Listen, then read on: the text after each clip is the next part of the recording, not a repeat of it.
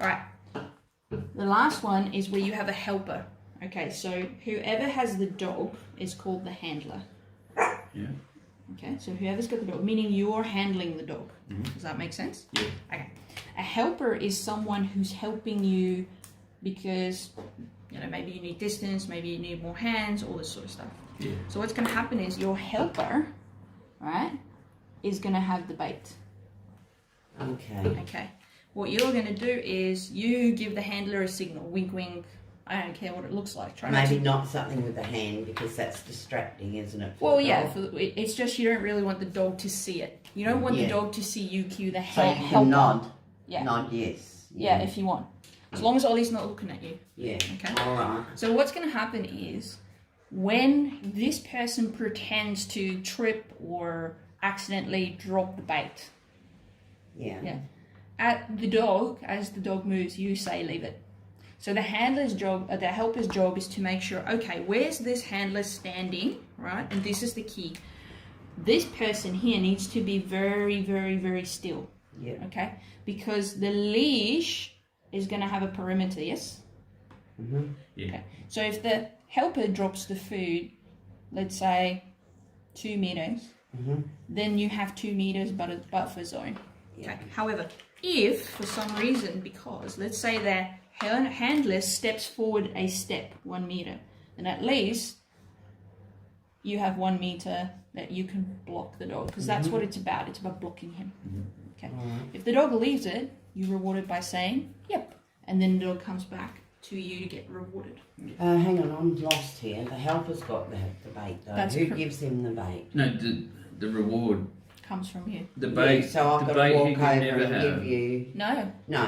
The reward. That's not the reward. That's bait. Oh, okay. Yeah. So you. I get it. So I pretend. thought I had, yeah. So let's pretend that is someone's, I don't know, chocolate bar.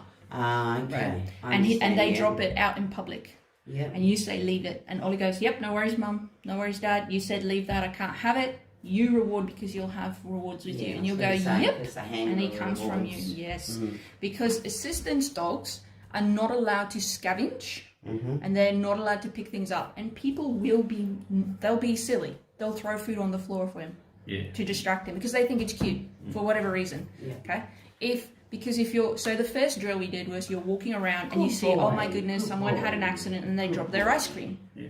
Ollie starts to go that way, leave it. Cool, done that. What if you wanted to throw something? Okay, so this is what happened with Ziva. She's got an abscess in her tooth because I threw something, right? I didn't think about it, and I didn't tell her leave it. So she grabbed it. Guess what? She got an abscess because she grabbed that very hard and it cracked her tooth. Yeah. Does that make sense? So if you're trying to throw something, so let's say you pick something up, like let's say a poop bag, right? And you go, leave it, and you throw it. You don't want the dog to grab that. That's terrible. Yeah. If you're trying to pick something up, like let's say a piece of glass or something that can hurt the dog, and you're like, all right, I need to move this out of my way so I can throw it away. And you go, and you throw it, piece of glass. You need to tell the dog, leave this and throw it. Yeah. Because all the other times when you're doing yep, you're throwing stuff. When you're playing and you go yep and you throw stuff, they get it. So if you don't give them a warning and a heads up and say leave this and throw it, they can get hurt by accident because you're trying to get rid of it. Yeah. Understand. The other one is you have someone out in public, maybe it's a 3-year-old. Yeah. Maybe the 3-year-old's, oh, it's a puppy. Yeah. Runs up, drops the ice cream. Ollie bypasses the 3-year-old and wants to get the ice cream. You go, leave it. Ollie goes, no worries. So 3 different scenarios that we're practicing to practice our leave it marker. Okay. Yeah? And remember, if Ollie's leaving it, the handler rewards with a yip because it is a direct reward marker because you've done what we asked. That's it. Okay? Yeah. If it's, let's say, your mum had a piece of steak or a piece of bacon and it dropped off the table or it dropped out of her hand as she was moving it to the pan. Yeah. And you went, leave it. And Ollie went, oh, okay. And he leaves it. Now, remember, I can give an indirect reward marker if it's safe and appropriate. Yeah. So now you go and he responds and your mum looks at it and goes, well, I ain't eating that.